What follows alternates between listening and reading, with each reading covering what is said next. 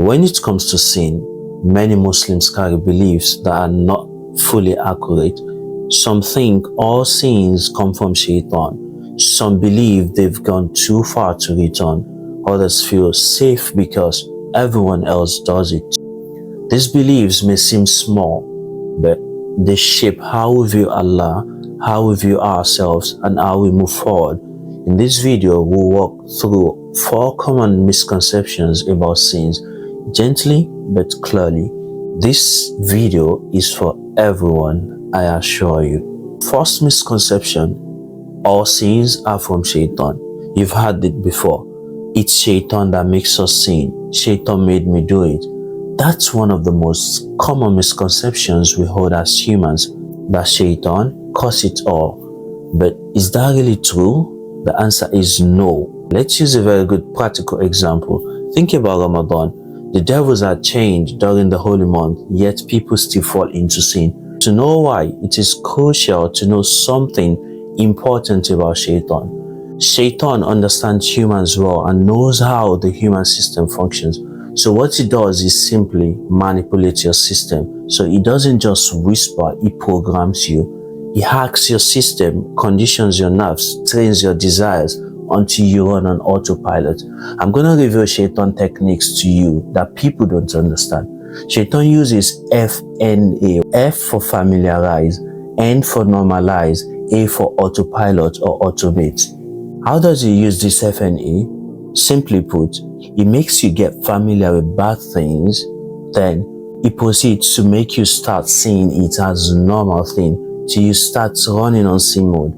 When your subconsciousness gets used to being around bad things and you start finding it less appalling, then you know that you've been had. Shaytan's hacked you, like malware infecting a device. That is how Shaytan functions. Another proof that it's not all from Shaytan lies in the glorious Qur'an. In Surah Yusuf, where Almighty Allah says, Inna nafsa la ammaratun bis-su'i illa man rahima rabbi. Indeed, the soul is ever inclined to evil, except those upon whom my Lord has mercy. Second misconception about sins: my sins are too many, I've messed up too much. Some of us think we are too far gone, that we've sinned too many times or too badly for Allah to ever forgive us. But that's not the truth. That's a lie straight from Shaytan. He wants you to give up before you even try.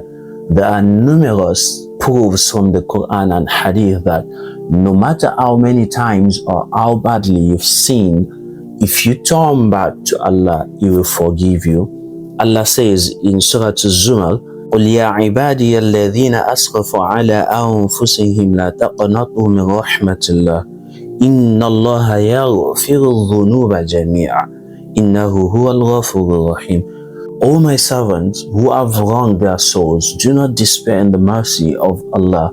Verily Allah forgives all sins. Allah is the forgiving and the merciful.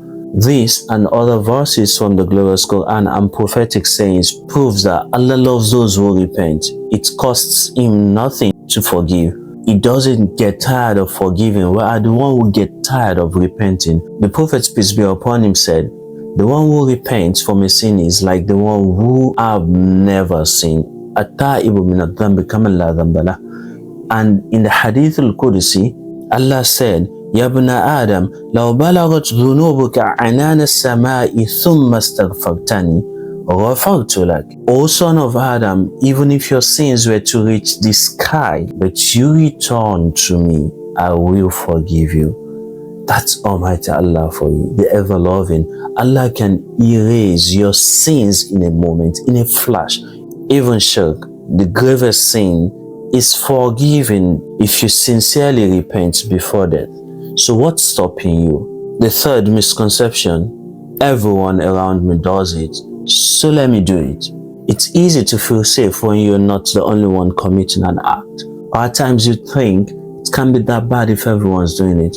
But in Islam, the majority doesn't define what's right.